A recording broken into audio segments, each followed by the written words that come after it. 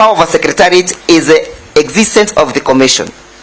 The secretary and the secretariat can only carry out the powers vested in their offices when the commission is in place, exercising its powers since they implement what the commission has approved or resolved. Again, I urge the court to look at paragraph 356 and also 358. But most importantly, my ladies, my lord, is what the court is saying at paragraph 362. This is what the court had to say. We therefore also agree with the petitioners that any decisions purportedly transmitted to the DPP recommending the prosecution of the petitioners without the sanction of the commission would not be in compliance with the law and the constitution. We urge you, my ladies, my lords, to find that the name that was submitted in parliament is not capable of replacing the Deputy President of the Republic of Kenya. Why is that important, my ladies, my lords? Because if the orders are lifted today, that will be the next course of action. My lord, that's not a finding you can make in your ruling on an interlocutory application. Why, my ladies, my lords? Because this is a train with many compartments and many stopovers. The next stopover that we shall land on, my ladies, my lords, if the orders are lifted, is to have a person who was not duly appointed in accordance with the constitution taking over the office of the Deputy President. My ladies, my lords, permit me to draw your attention to paragraph 365, 336, and 337 of the same judgment. And this will be my final submissions in respect to this judgment. At paragraph 367, the court is saying, whereas a commission may be disabled in its ability to perform its functions, such disability does not automatically render the commission extinct. Such an event, in our view, only places the commission in a state of dormancy until such a time as it is able to carry out its functions.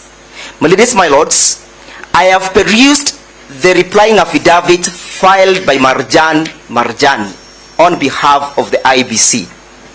He makes no reference to the memorandum filed by the President.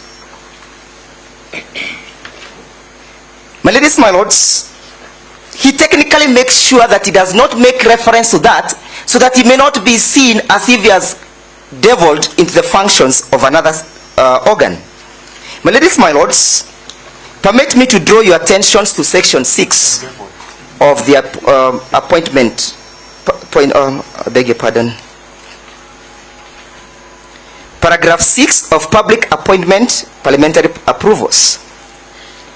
And as you look at paragraph 6, also look at the definitions contained at paragraph 2 of the same act. What an appointment means and what a candidate means. And for avoidance of doubt, a candidate means a person who has been proposed or nominated for appointment to a public office. Section 6 creates the criteria upon which Parliament must follow so as to satisfy the need for public participation. It also creates the time within which this must be executed. It has been submitted that this was executed in a supersonic speed that took approximately 6 hours, and the Republic of Kenya had a new Deputy President proposed. But the question, my ladies, my lords, is, can this be done in the absence of the exercise of the sovereignty of the people of Kenya? If we were to allow this, my ladies, my lords, what will be the import and what will be left of Article 1 of the Constitution? Will it be to mean that Article 1 of power belonging to the people will be meaningless? Additionally, my ladies, my lords, what will be left of Article 10 of the Constitution that requires state organs to be bound by the provisions of Article 10 whenever any of them executes the functions bestowed by it by the law? My ladies, my lords, the question of public participation, even in the process of the nomination of the said candidate, is paramount. That under Article 118, Parliament is enjoined together with Article 10 to carry out public participation. And that is the only way, my ladies, my lords, that Parliament can be said to have exercised the sovereignty of the people of Kenya through the delegated democracy concept. That is to mean, my ladies, my lords, if we were to sanction whatever happened on the 18th and allow it to pass, and the consulatory orders are lifted and is sworn in, we'll have let the people of Kenya down. They will not enjoy the provisions bestowed upon them by Article 10, Article 1, and Article 118. Article 118 creates and dictates that these individuals cannot be left out. Finally, my ladies, my lords, let us look at the question whether we have made out a case that deserves the granting of conservatory orders, and one that also deserves the dismissal of the applications by the respondent. My ladies, my lords, the National Assembly Hansons have been brought before you, and I will draw your attention to page 45 of the said Hansons. And most importantly is the submissions that were made by Honorable Millie Othiambo, the Member of Parliament of Suba North.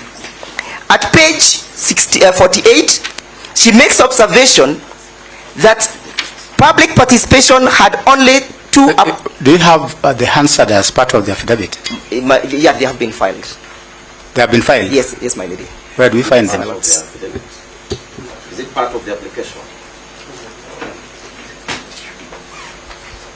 It's part of the petition, my lords. That is 522, the Hansons. Part of the application or part of the petition? Petition. Yes, then that's that. I mean, that is something different. We are dealing with the application.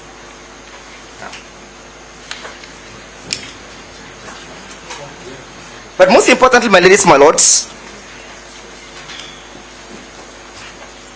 it went on Hansons that only 200,000 people purportedly participated in that process. That is to mean, my ladies, my lords, for Honorable Mutuse to have the guts and the audacity to move the motion, he had the backing of 200,000 people as against a population of 50 million Kenyans, or as against the population of over 14 million registered voters. What begs question for determination, was that a qualitative and a quantitative public participation? Was it meritocracy?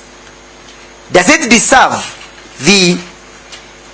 or could it convince that public participation that was adequate was conducted before the motion was moved?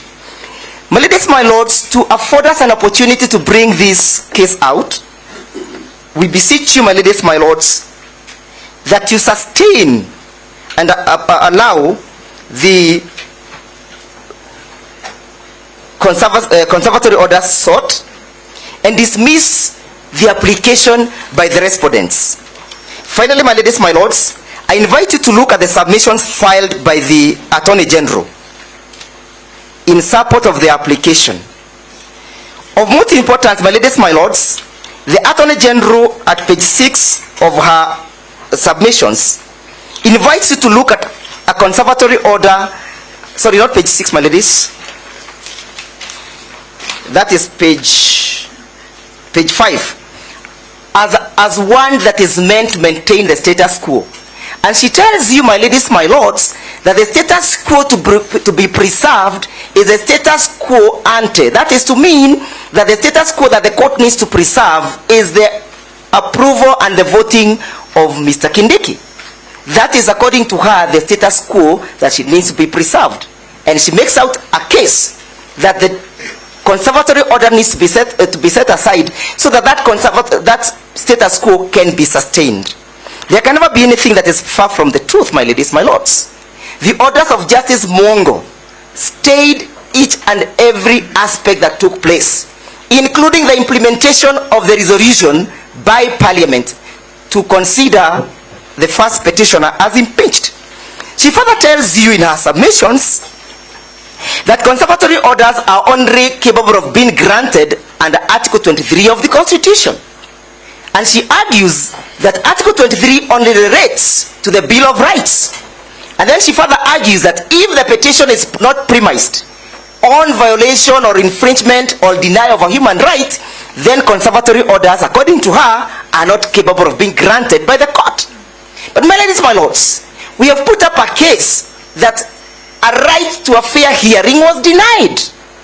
We have put up a case that the Senate of the Republic of Kenya decided to abrogate Article 25 of the Constitution. If that is not a question that relates to a Bill of Rights, what then does it relate to? Further to that, my ladies, my lords, under Article 258 of the Constitution, to which we are saying that the Constitution has been abrogated and violated by the respondents, what remedy can the court issue in the circumstances that a case is brought out that the Constitution has been abrogated and violated by the respondents, if it's not a conservatory order? My ladies, my lords, finally, as I pen off, I invite you to look at the principles of public interest.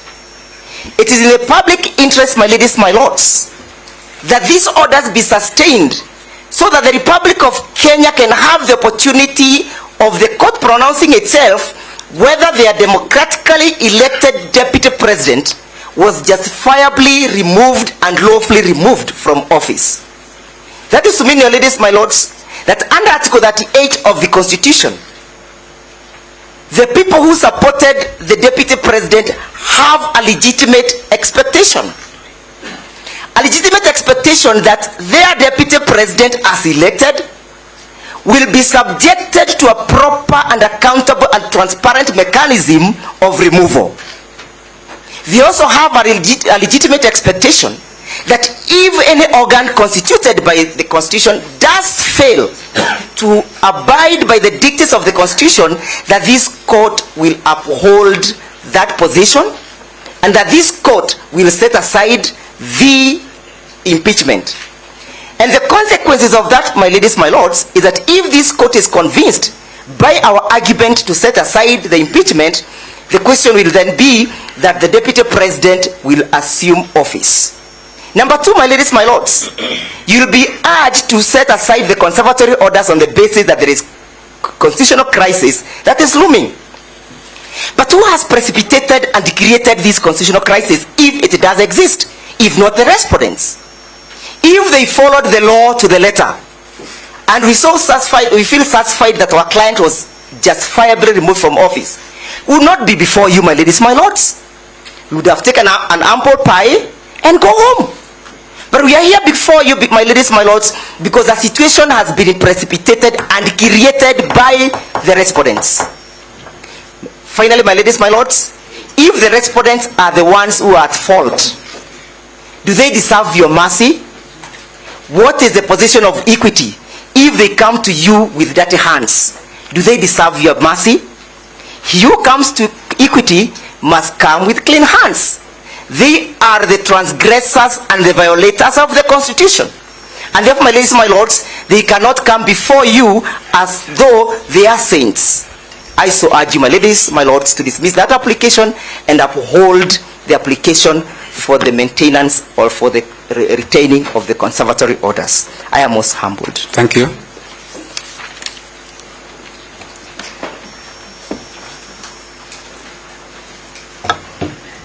You have four. My Lord, I appear for the 9th petitioner. You will have 5 minutes. My Lord, presiding judge, my Lord and my ladies, if it pleases you and in keeping with the notices affixed to the walls of this wall, permit me to reintroduce myself. My name is Wamboi, Shadrach Wamboi. I appear for the 9th petitioner. My Lord, for the purpose of the court record, we equally have a pending application dated the 18th day of October 2024. And to assist the Honorable Court, we have filed submissions dated the 29th day of October 2024, and a list of authority dated the even date, the 29th day of October 2024. My Lord, we rise in support of the application as urged by my colleagues and my seniors to confirm the conservatory orders that have since been issued, and in any event to allow our request to have a suspension of the decision arrived at by the Senate on the 17th day of October 2024. My Lord, we take a very simple approach on the complex matters that lie before you for determination, and the manner in which we look at whether the court should grant or disallow the requests that are prayed is that this honorable court is invited by the Constitution to be imaginative. The grant of orders of conservatory orders require that the court goes over and above probably the circumstances that are drawn that have necessitated the filing of a petition before court, so that the court can either, in the words of Article 22, arrest a threat to the violation of a right or a fundamental freedom.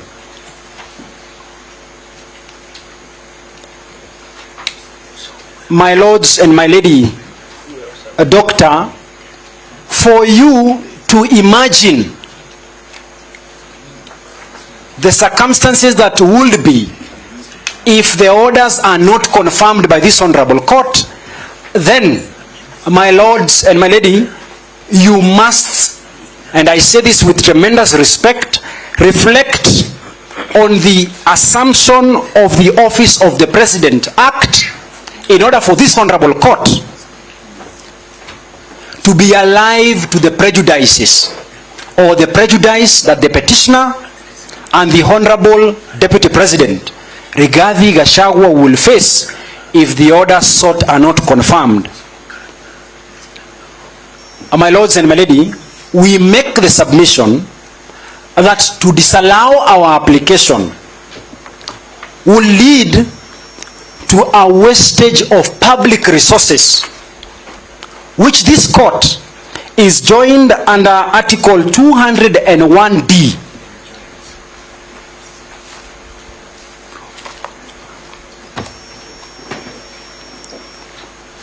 My Lord, this court is empowered or given the obligation under Article 201D of the Constitution to ensure the prudent and responsible way of the use of public resources.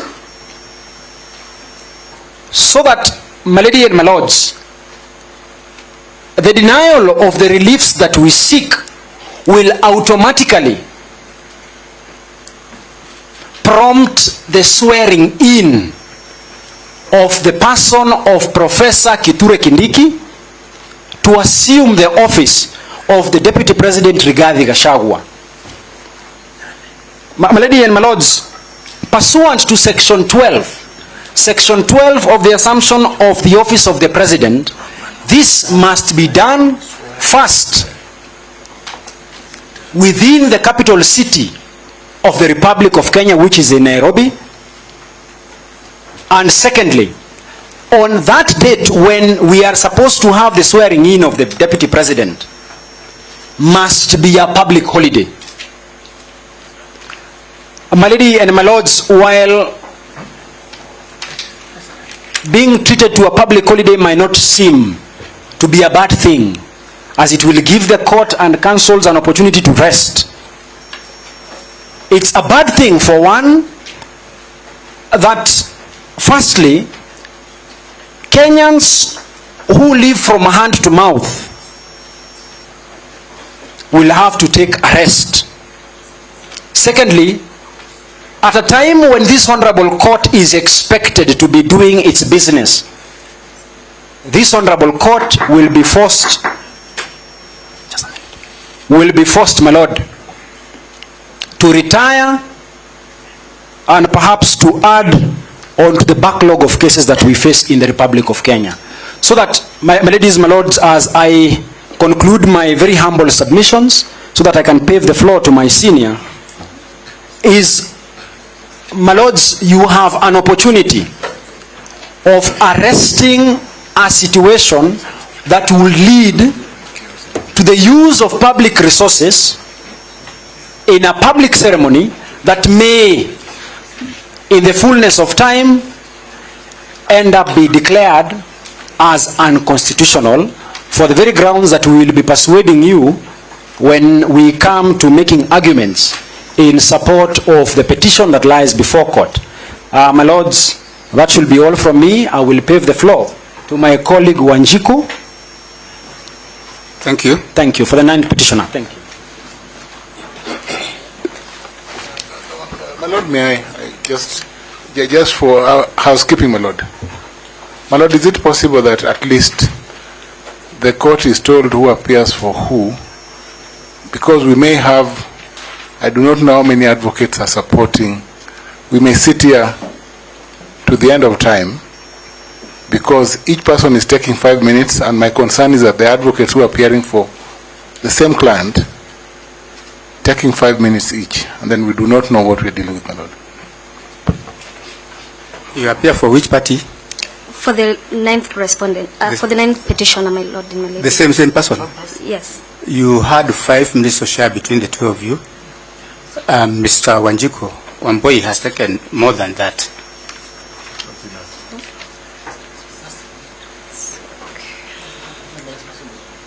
My Lord, Yana, sorry. I don't know, should I go?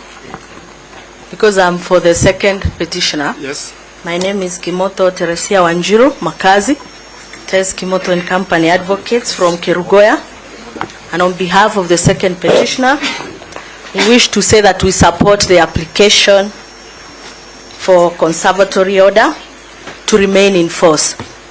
And the reason why we are saying so is that if you look at our petition, the prayers that we are seeking... Sorry, my Lord, with your permission, my Lord, with your permission, I'm sorry, because Mr. Modo was submitting, and it was our understanding that for the 9th petitioner, because she is not representing the 9th petitioner, it was our understanding that the minutes that were allocated to us, initially, Mr. Shadrach Wamboi has taken, and we were to compress the same so that all parties appearing, because we are 4 of us, were to iron out those issues and submit, because it's only submitted on one point.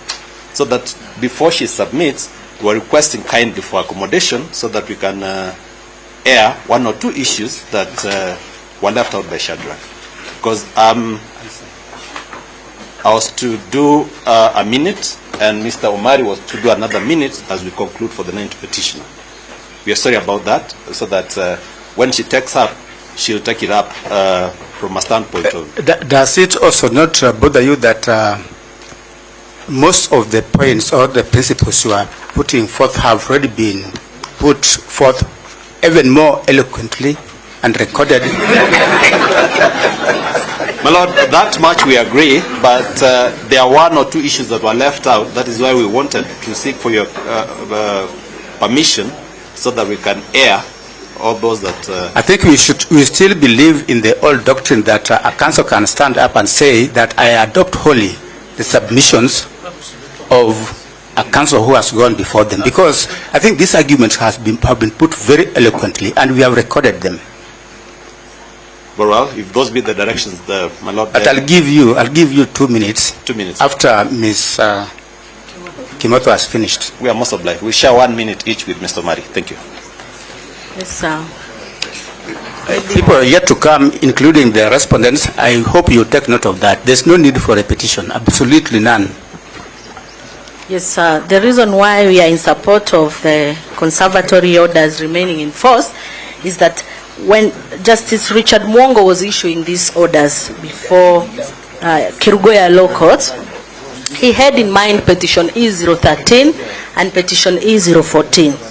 So he knew very well what he was doing, because we appeared before him several times and we tried to stop the impeachment proceedings. However, it was not possible, and he consolidated the files. Therefore, if you look at our petition E013, what we are asking for is an apology by the Deputy President of Kenya, Honorable Rigathi Gachagua. So if these conservatory orders are lifted, what are we going to do? Are we not engaging in an academic exercise where our petition has been consolidated, but we are not being given a right to fair hearing, so that the court can understand why we need this apology?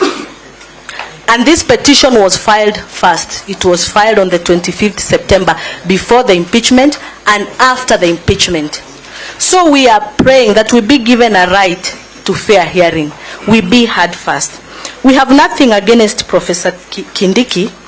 However, once he assumes office, he will now become a deputy president, and therefore we do not need an apology from Kindiki. We need an apology from Rigathi Gachagua. And we need an apology from him when he's at his official residence. No. They will have, no, allow me to.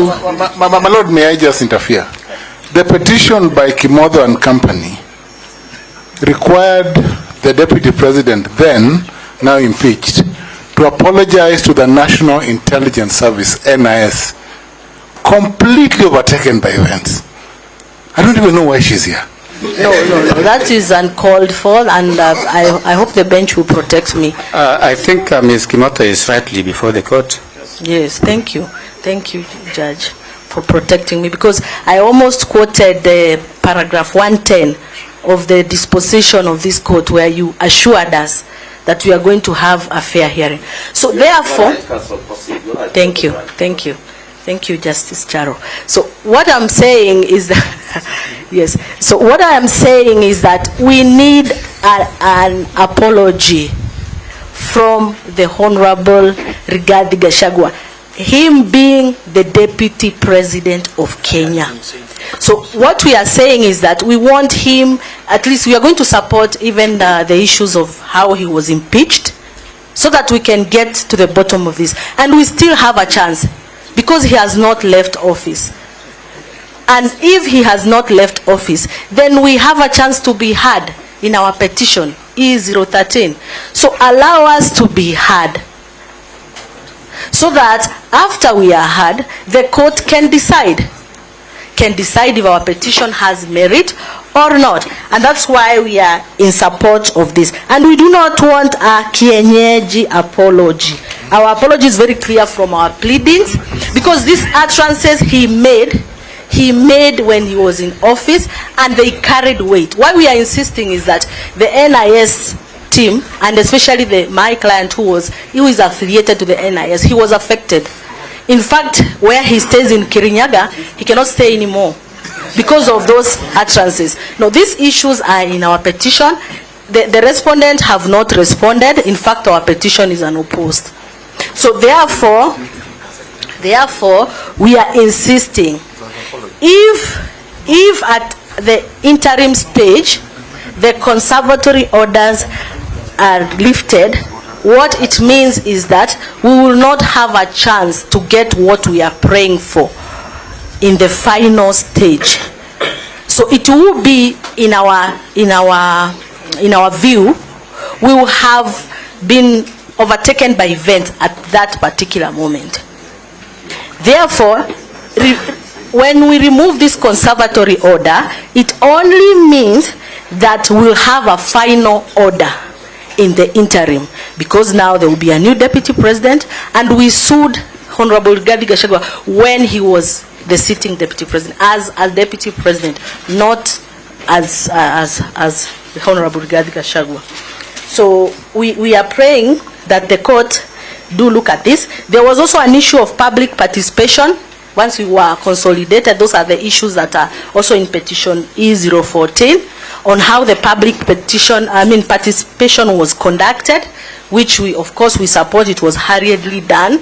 So we did not even have a chance, or many people and many Kenyans did not have a chance to give their views. So again, Just 1 minute. Again, this is what we are saying. It will now go to an academic exercise where we just appear before the court and expect just to be told you have no right anymore, and you're overtaken by events, just like some councils were trying to say. That's all. Thank you. Thank you. Your Lordship, for that petitioner. Sorry, my lord, I was to take cue. My name is Sam Nyaberi. You gave indications and directions earlier that we take 2 minutes. I wish to call upon Waithera, who was on her feet before, so that I donate my time to her in the spirit of nurturing young talent, and so that she can also raise a fee note to be paid.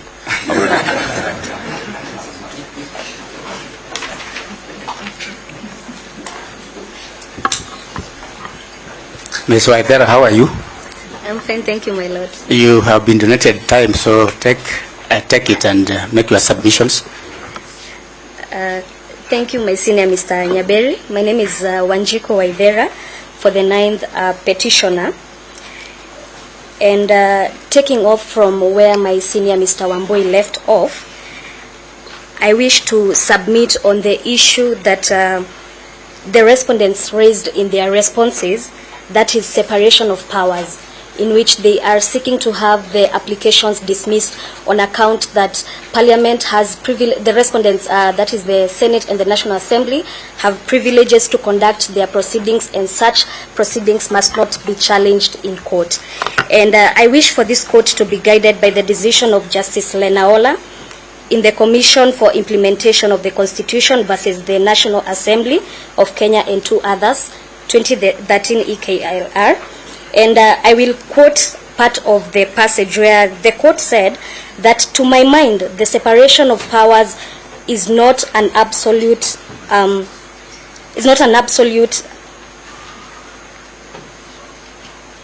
to my mind, the separation of power principle contained in the Constitution is not absolute, and the courts, as defenders and protectors of the Constitution, have to be allowed to interfere where there is a violation or threat of violation of the Constitution. The court further went on to say that the primary duty of the court is to the Constitution and to the law, and which must apply impartially and without fear or favor or prejudice. The Constitution requires that the state to respect, protect, and promote and fulfill the Bill of Rights.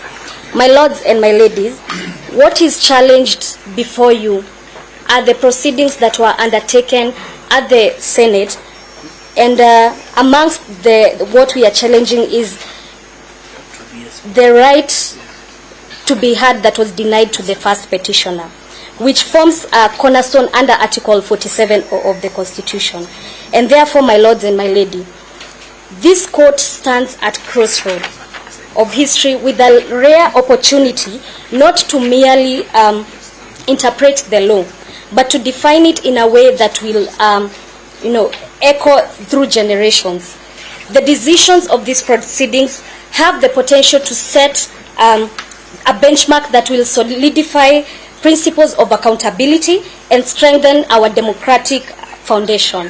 We therefore invite the court to allow our application and issue the conservatory orders as prayed, and in so doing, we will be cementing the constitutional principles of this country. Thank you. Thank you.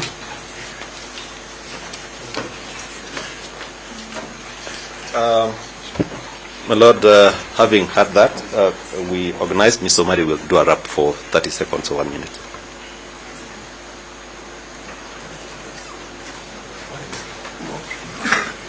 I hope you meant 30 seconds.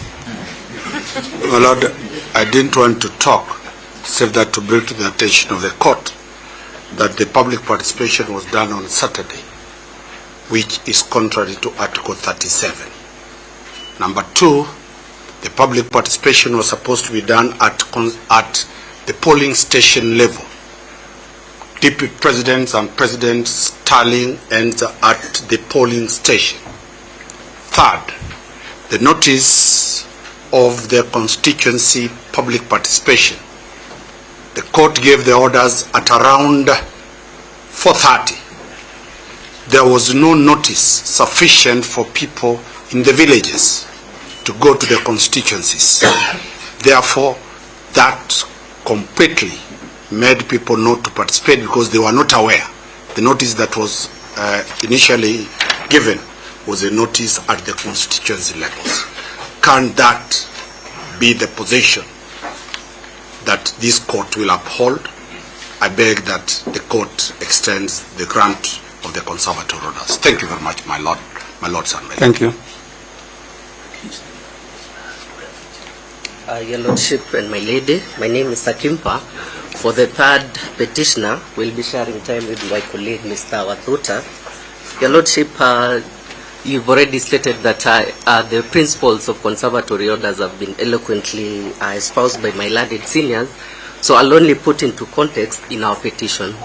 Your Lordship, in the case of Peter Munya, the issue of inherent case is what I want to address using the ruling that was delivered by Justice Richard Mongo in petition E014. Your Lordship, and this is what the learned judge found upon perusing the documents, that on my motion I had perused the file and considered that the matters being considered on impeachment of the Deputy President of the Republic of Kenya are novel. That is the first issue. The other issue by the judge was that there exists no statutory or subsidiary legislative framework for impeachment of the Deputy President. The learned judge also said that there exists no statutory framework for public hearings and public participation in respect of impeachment of a Deputy President under Article 145. The learned judge also identified another issue, that there have been several bills on public participation and also on the question of impeachment in Parliament, but such bills have never been passed. And then finally, the judge says that the law on these questions has not been settled. It is our submission, therefore, Your Lordship, that based on these issues that have been framed by the judge, this is a proper case for issuance of conservatory orders so as to preserve the substratum of the petitions. Your Lordship, the last issue I want to address is the issue of public participation. Mr. Omari has pointed out the issues which we have in our petitions, and also finally the issue of the Senate.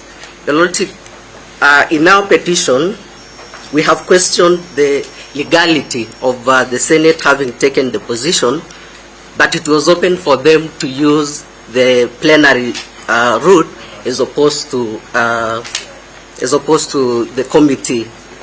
On that basis, therefore, Your Lordship, these are serious issues that warrants issuance of a conservatory order. Your Lordship, my colleague will conclude. I thank you. Thank you. Yeah, thank you. Thank you very much. Very briefly, my lord. I'll just be making some remarks on the two applications for setting aside of the conservatory orders, starting with petition number 565. And looking at the prayers that are sought in that application, my lord, that application is moot. I say so because the substantive prayer, prayer number 2, was that pending the inter partes hearing of this application for setting aside, that the orders issued by Justice Chacha Mwita be varied or set aside. My lord, we already passed that stage, and therefore that prayer is not available. Then prayer number 3, that in the alternative, this honorable court be pleased to set aside, vary or discharge the ex parte orders issued on 18th October 2024. My lord, those orders lapsed on Friday, that is the 25th of October 2024. So just to make the court's work easy, there will be no need to consider that application. Having said that, and in view of your previous directions, that this application will be treated as a response to the application for conservatory orders, I would just like to make 2 or 3 remarks with regard to the content of that application, my lord. And I would just like to mention that paragraph 7 of the supporting affidavit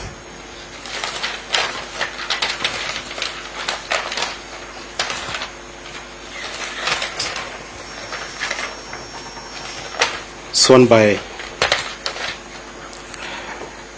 the Solicitor General.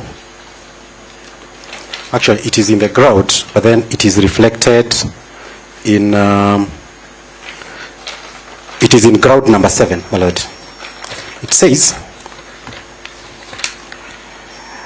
Article 1 of the Constitution provides that the sovereign power belongs to the people, and that where there is a conflict between public interest and private interests, the scales of justice to tilt in favor of the public interest. To that, my remark is, the question that is before you is not about a private right.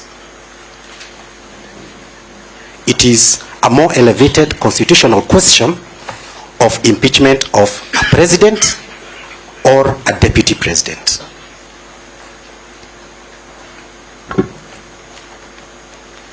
Again, paragraph 8 states that the Constitution does not envisage a vacuum in the office of the Deputy President, and as such, it is in the interest of justice that interim orders be stayed, varied, or set aside. My Lord, Article 149 and Article 150 make very clear provisions on the vacancy of the office of the Deputy President and how that is treated, even about the vacancy in the office of the President, and how all that is dealt with. The Constitution is self-sufficient with regard to vacancy in the executive offices. Just 1 minute. I'd like to make a remark, still to make the court's work easy, in a petition number 15. And my Lord, again, that application is moot. I had to check the one that is on CTS just to be double sure. And the substantive prayers that are sought are prayer number 3. It was an interim order pending inter partes hearing of that application. My Lord, again, we are beyond that stage. We are already at the inter partes stage of the hearing. So the remaining prayer is prayer number 4. And allow me to read it verbatim. That this court be pleased to set aside, review, or otherwise vary grant the ex parte orders issued on 18th October 2024 by Honorable Justice Mwongo Richard Mururu in Kerugoya Constitutional Petition number 15, pending the hearing and determination of the appeal. My Lord, what the National Assembly clearly did not disclose is that after these orders were served on them, they went and filed an appeal, and then filed this application to stay the conservatory order or set it aside pending the determination of the appeal. That has not been disclosed to the parties. It has not been disclosed to the court. So you have no prayer for setting aside of the conservatory order pending the hearing of the petition or pending the hearing of the application for conservatory orders. So again, that application is moot.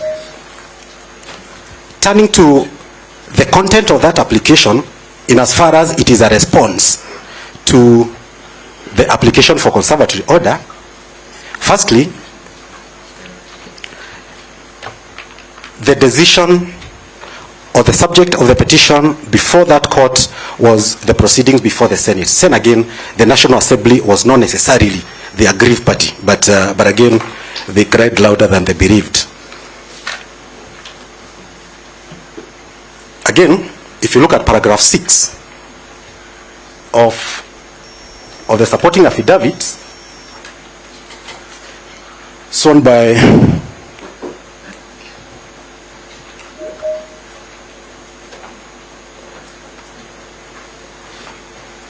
Tukianzia paragraph 6.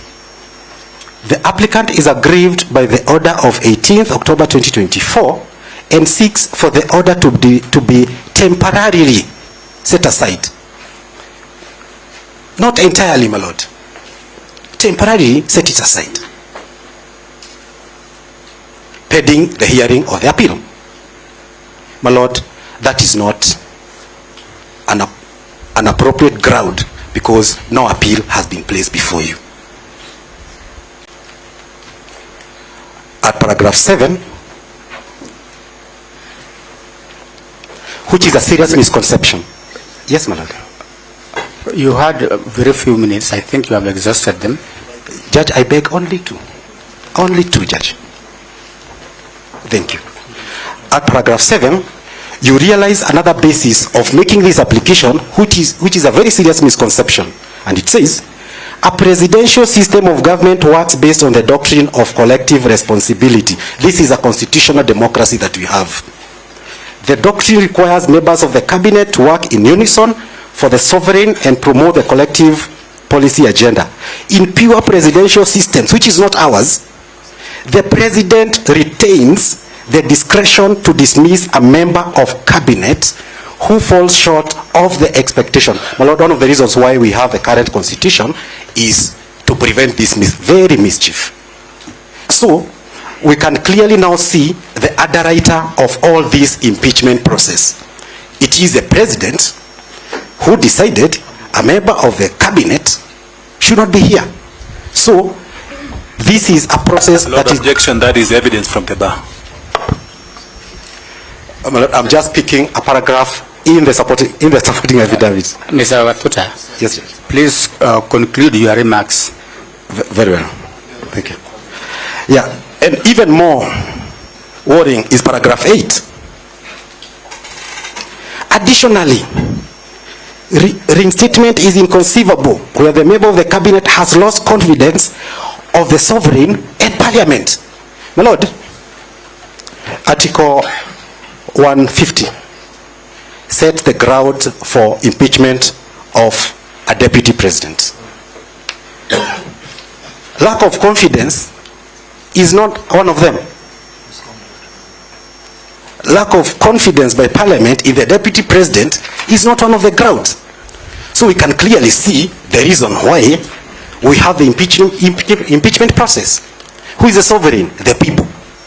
When did the people say we have lost confidence in the deputy president? So all these other grounds, as we will demonstrate at the hearing of the petition, is just a facade, it's just a face to hide the real intention of members of parliament saying we have lost confidence in this particular person.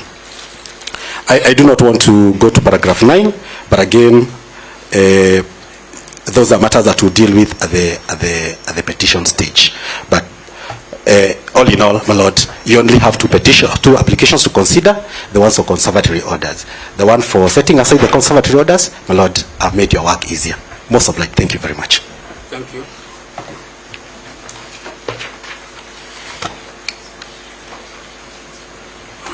May it please the court. My name is Dr. Eboso.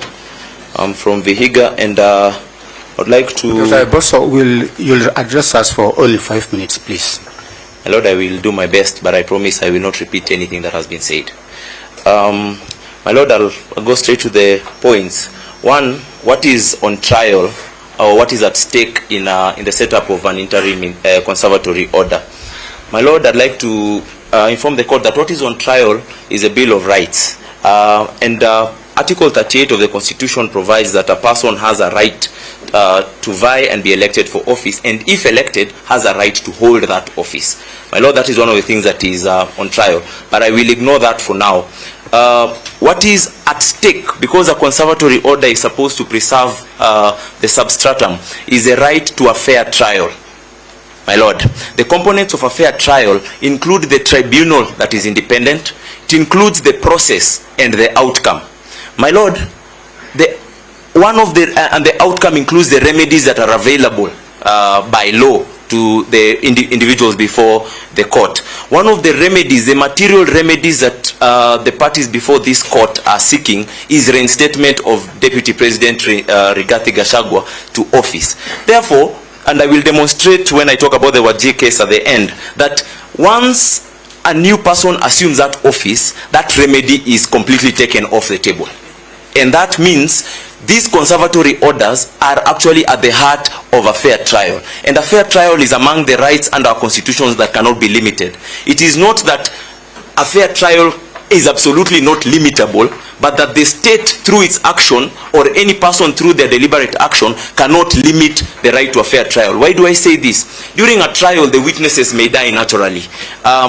COVID may happen and cases are delayed naturally. That is extrinsic and it may affect a fair trial. But the court must never do anything deliberately that would impede a fair trial or that would be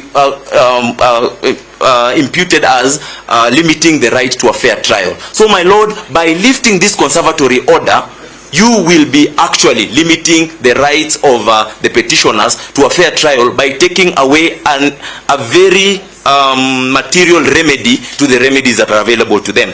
I'd like to talk about what is the place of the Bill of Rights under our Constitution and the concept of public interest, because it has come up very much. Now, our Bill of Rights under our Constitution is very fundamental. The Bill of Rights, the chapter on the Bill of Rights, is the only chapter under our Constitution that has its own doctrine of interpretation. And the Bill of Rights is enjoyed individually as per Article 19, is by individuals. It is actually antithetical to the concept of human rights and individual human rights to say that the Bill of Rights will be enjoyed at the behest of a public interest. They are actually specified there expressly, especially to be enjoyed in spite of the public interest. So I feel like the argument that the public interest should be balanced against the Bill of Rights is antithetical to the very concept of the Bill of Rights. The limitations of the Bill of Rights is captured in Article 24, and I would have read the entire article for us to see. But the provisions that it provides is that the Bill of Rights will not be limited except by law, and then only in a manner that is reasonable and justifiable. My lord, the public interest that has been propounded by at least the response by the Attorney General, or the application that by the Attorney General, did not disclose the legal basis of that public interest. In fact, it was just general. And it brings me to the question. It reminds me, in 1945, the Supreme Court of the United States was faced with a case about the Anti-Obscenities Act or Anti-Pornography Act. And Justice Stewart, unable to define what pornography is, in his concurring opinion, wrote, "You will know it when you see it." My lord, that is the kind of public interest that the Attorney General is asking us to use to balance against the Bill of Rights. A public interest that we cannot really tell what it is. My lord, the public interest that should be able to limit the Bill of Rights must be founded in law. There must be a legal basis for which you're saying this is a public interest. Whatever the Attorney General has propounded, in fact, has not even specified. It must not be vague. It must be very specific so that we can assess its reasonability and whether it can actually be justiciable or it's justified within a democratic society. My lord, I saw in the response by the National Assembly, the public interest has been a bit defined and has been stated as the fact that we do not have an IEBC. My lord, that is not a legal question.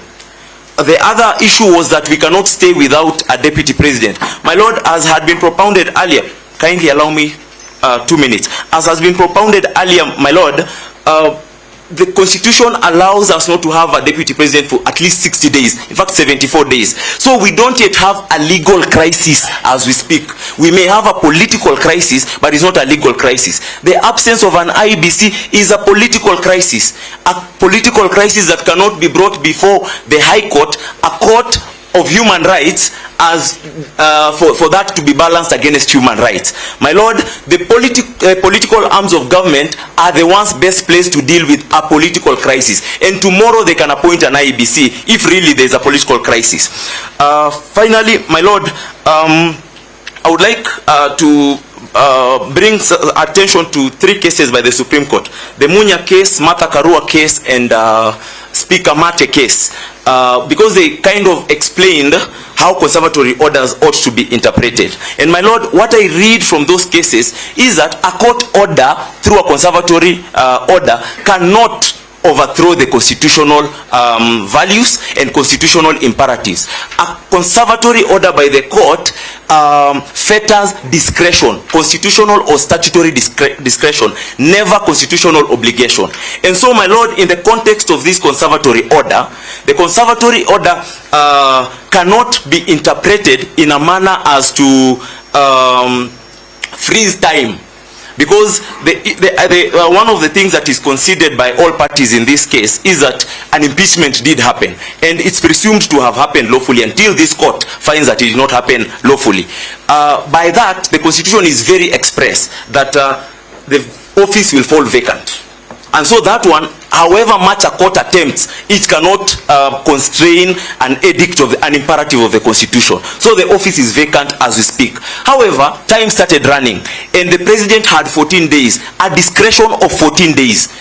The court order can fetter that discretion, and where it seems to the court that the discretion was abused and rushed in order so that you can avoid the rule of law and whatnot, the court can make the conservatory order to be deemed as if the action was done, as if that abuse was not there. So that the president still had the 14 days, and so the time is counting. Parliament will still have 60 days. Now, at the end of the 74th day, this court's conservatory order, however much it tries, it cannot extend beyond that. Finally, my lord, I want to talk about the Wajir case because nobody has talked about it, and it was part of the Attorney General's application and response. The Wajir case relates to a governor who was impeached. The deputy governor assumed office and then even nominated a new deputy governor, and then later on the High Court found the impeachment to have been unlawful and reinstated the governor back to office. My lord, there is a distinction, both a constitutional distinction and even a procedural distinction in the two cases. In the Wajir case, the court had issued a conservatory order against the assumption of office, which was defied. But aside from that, because that still is arguable as to whether a conservatory order can do that, there is the question of part of the rule of law and a fair trial is the enforcement, the enforceability of a court order. Now, a court order may be enforced against the deputy governor or the governor of a county. But as per our constitution and as per the holding of BBI in the BBI case, the presidency is absolutely immune. No amount of court order will be issued that will be able to be enforced against it. Because who will enforce the court order declaring the office of president vacant? My lord, it's the political arms of government that can deal with that. And that might be one of the issues that are political questions that the court cannot really address. So, my lord, as far as the office of the deputy president is concerned, such an order cannot come from this court. We cannot allow the conservatory order to be lifted, and then we imagine that we will be able to enforce an order removing Professor Kindiki from office. My lord, thank you very much. I'd like to ask my co-petitioner, I think petitioner number 12. I wish to make an application under Article 57 of the Constitution. All the members of the society. The owner is now 2:30. Some of us have lived at 7 intervals. Also, I'm mindful of the court. You have been sitting all the time. You must be now very tired. Let us adjourn and resume the afternoon. I think those who are angry can leave. Strong ones. My lord, I would like to support the request, very polite request from Dr. Haminwa. Dr. Haminwa is the #1 longest serving member at the bar. And yours truly is #2.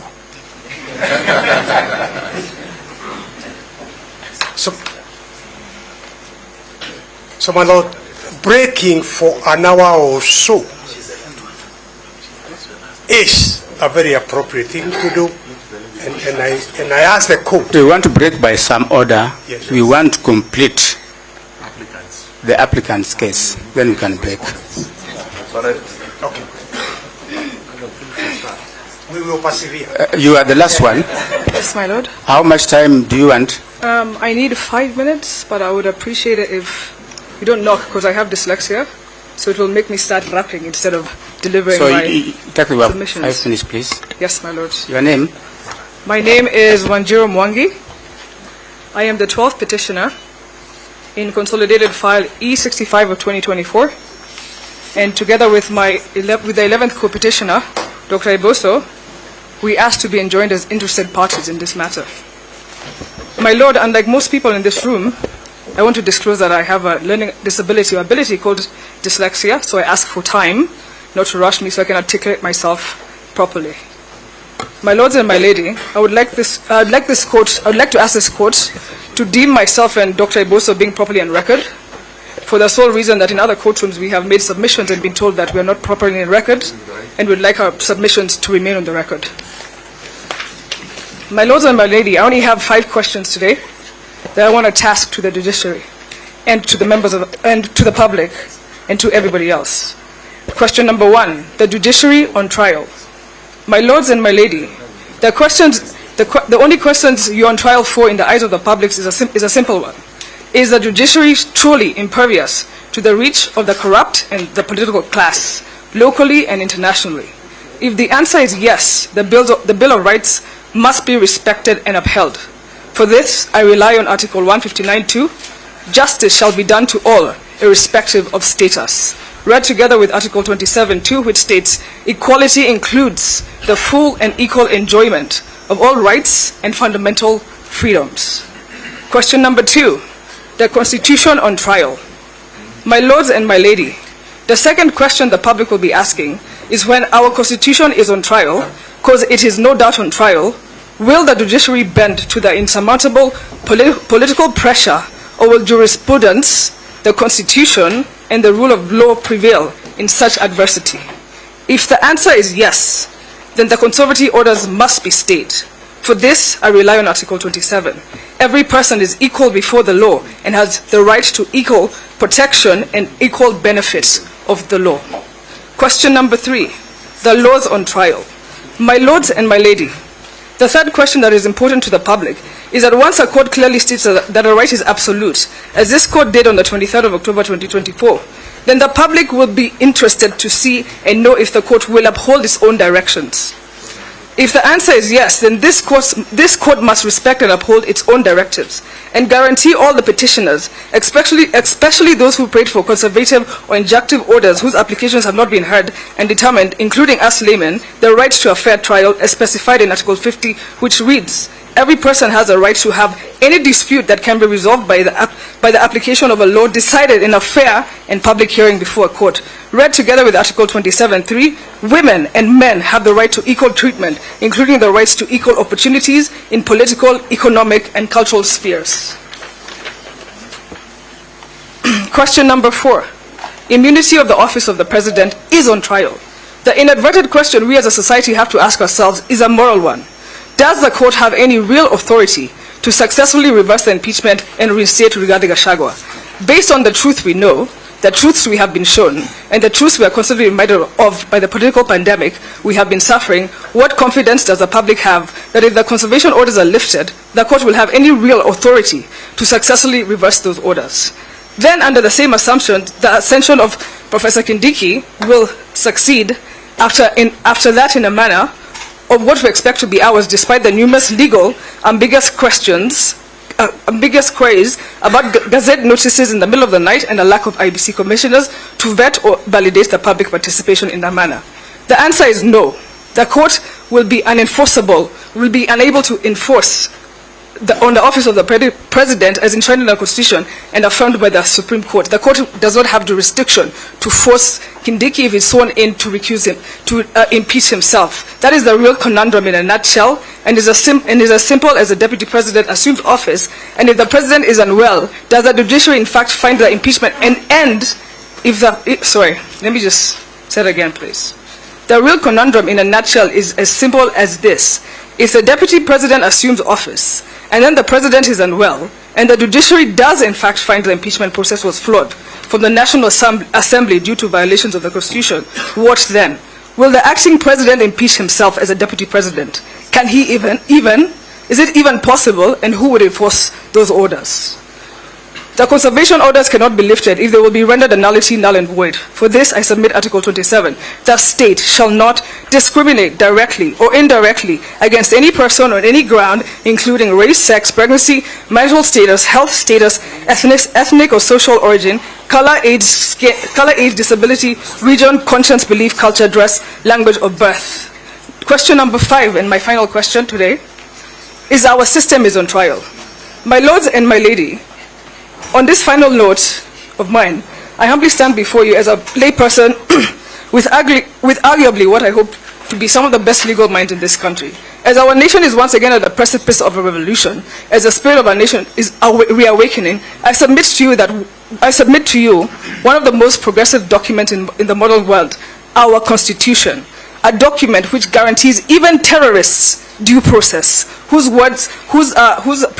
preamble starts with, "We, the people of Kenya," and ends with, "Adopt, enact, and give this Constitution to ourselves and to future generations." It is time to take our place. It is time for the Constitution to prevail. It is time to no longer allow political urgency to override judicial processes. Our country will still be intact in 30 days, and it will still be intact in 60 days without a deputy president. Our Constitution went so far to envision not only the vacancy of the deputy president, it planned for the eventuality of both the president's office and the deputy's office being vacant. Kenya will be fine. We, the people, will be fine. Let the natural cause of justice prevail. It is what we envisioned, and it is what we envisioned for an independent judiciary. Thank you, my lords and my lady. I submit the floor. Thank you.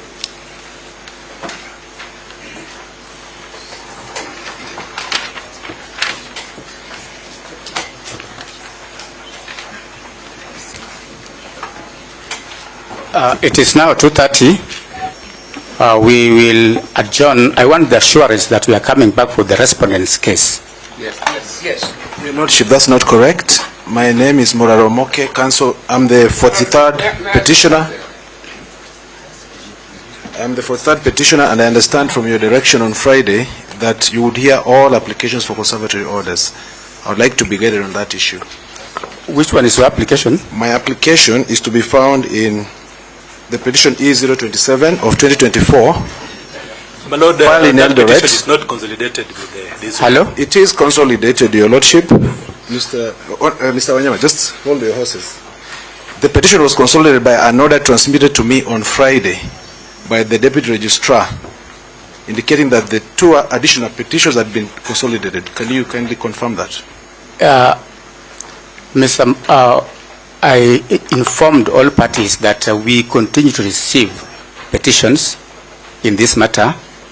We received petitions as late as yesterday, and by the very nature of those petitions, they seek invariably the same orders and the same prayers.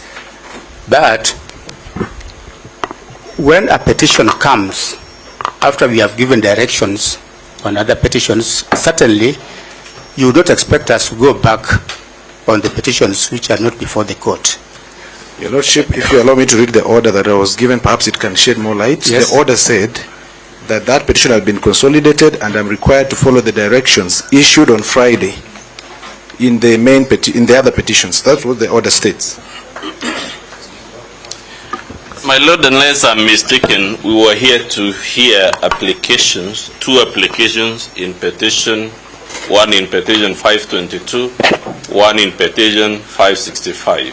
Equally, we were here to hear 2 applications from this side that my Lord directed would be treated as the responses to the applications on the other side.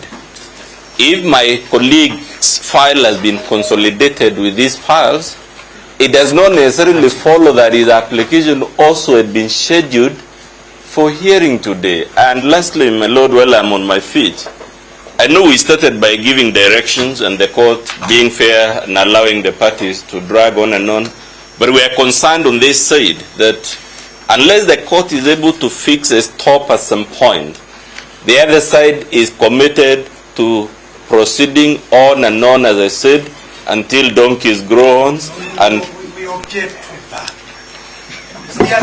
Mr. Omoke, how much time do you want to submit on your application? Your Lordship, I always speak very briefly. I will take only 5 minutes. Proceed. And I'll do it right away. We will be disadvantaged slightly with Mr. Moka's application because he has filed written submissions that he only served on us late last night that we have not responded to. Your Lordship, the submissions I filed, they raise the same cases that we all know about. That's the case of Gatirao Munya, which I believe we are sufficiently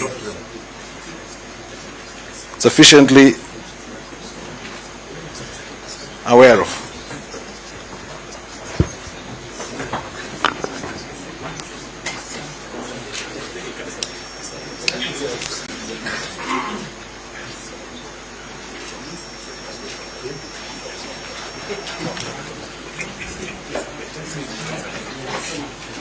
And Your Lordship, as you consult, I would like to add that Please don't disturb us when we consult. That's okay. My Lord, to end the agony, we have consulted and we concede to submissions in 5 minutes on points of law.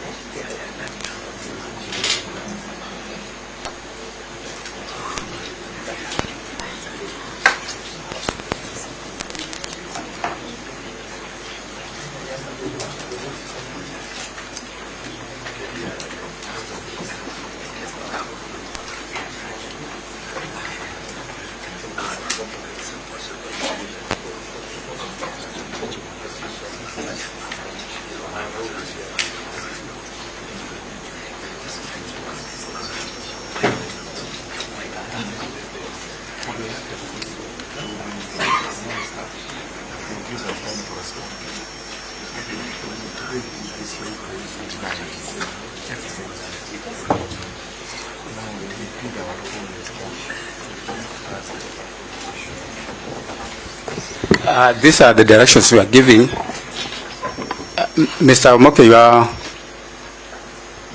your petition, we gave directions that it has been consolidated with the petitions before the court. But the fact of consolidation does not mean that your application will be heard. However, because your application raises the same issues as the application before the court, we will give you 5 minutes to canvass that application. And after that, we will adjourn to come back to consider the respondents' responses. Thank you. Thank you, Your Lordship. My application... I have a problem. I represent, I'm holding brief for my Prime Minister Ashford Muluki Mukuku.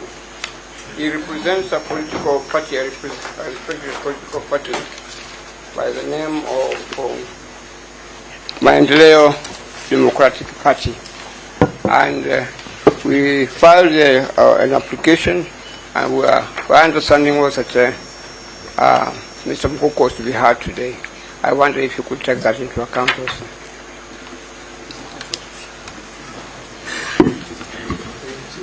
Maendeleo Democratic Party. Which petition? Which petition is that? It was not here a petition, it was a motion application. In which matter? In which matter? Yeah, it was to be enjoined in the... Is it cohort 2 or cohort 1? E565 of 2024. Maendeleo Democratic Party.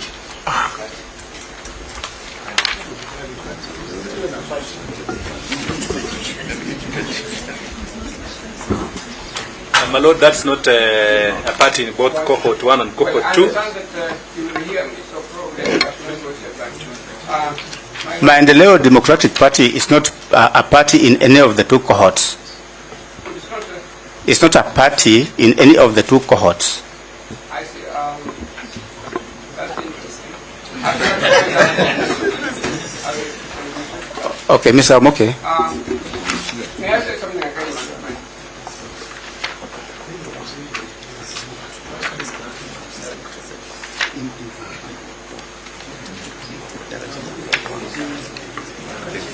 That's all right.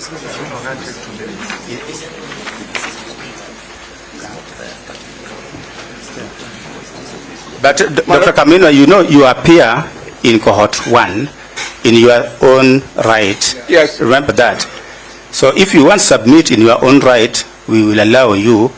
But for the person you are holding whose brief, you don't appear to see where he I is. think ask for himself. I don't know. Just look for him so that he can prosecute his case. But in the meantime, let's have Mr. Omoke. One final word, my lord. My lord, I like being human, and I like taking care of the interests of the judges when they are sitting. You are human. Why don't we adjourn tomorrow? Dr. Kaminwa, please. It's okay. We are very human. All that I'm saying, can we start tomorrow? Let's have Mr. My lord, I think the cat is coming now out of the bag. Mr. Omoke, you have 5 minutes. What cat now?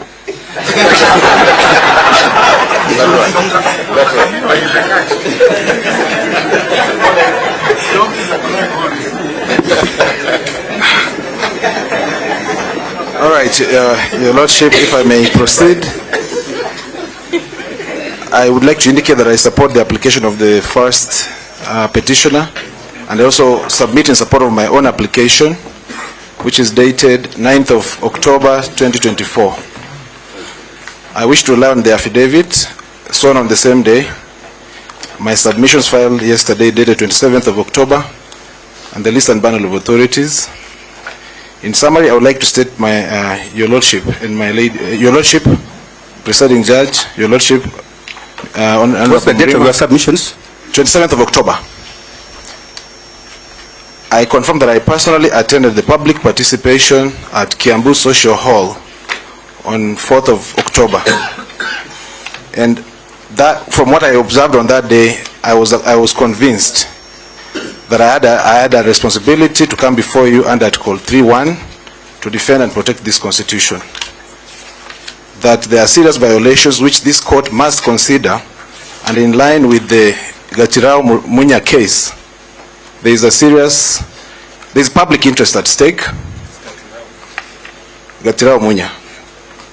There is an inherent, there's a case that you need to consider here, where we must look at all those issues on public participation. Was there proper public participation, not just on the day when the Parliament was conducting it on 4th of October, but even prior to that, under Article 10, I would call upon this court to issue the conservatory orders so that we can have an opportunity to re-examine Article 10, which for a long time has been seen as though it is something that is aspirational. And I would like to urge the court to consider this to be something that is binding on all persons and all state organs.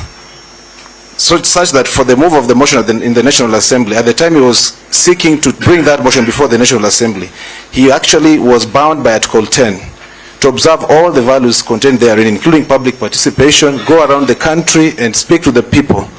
And I'm here to tell you, my lords and my lady, that the people of this country are angry from what I observed on that day, on 4th of October, and they are sick and tired of how the Constitution is being violated. Well, as counsel is testifying, maybe he can take to the dock so that we can all have an opportunity to cross-examine him on this testimony that he is. Yes, in response to Professor's objection, I am a party personally, and I saw an affidavit, and I've made all those averments therein. And if I'm required to be examined, I'm very much happy to do that, if you require that.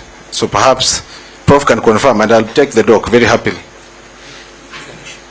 All right, so I'll carry on. He has agreed that he wouldn't like to examine me, so I'll continue with my presentation.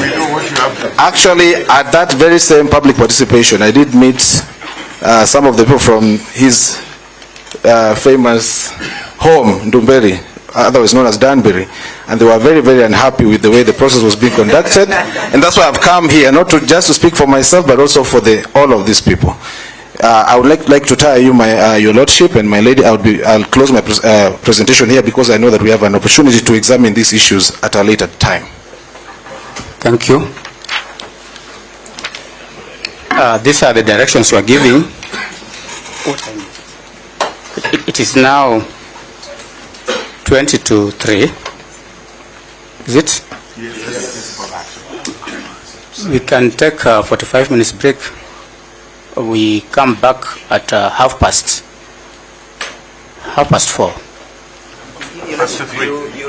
I heard you say that 3:30. It is now 20 minutes to 3.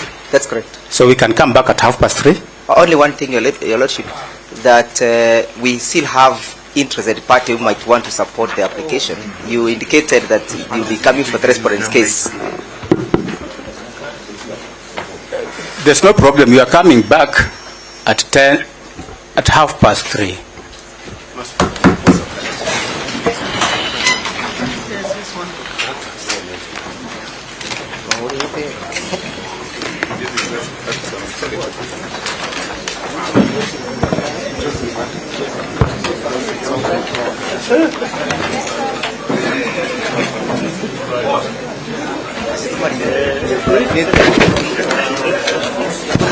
Excuse me. I'm looking for the quorum for E565 of 24. Kindly, if you have the quorum for E565, we need it to make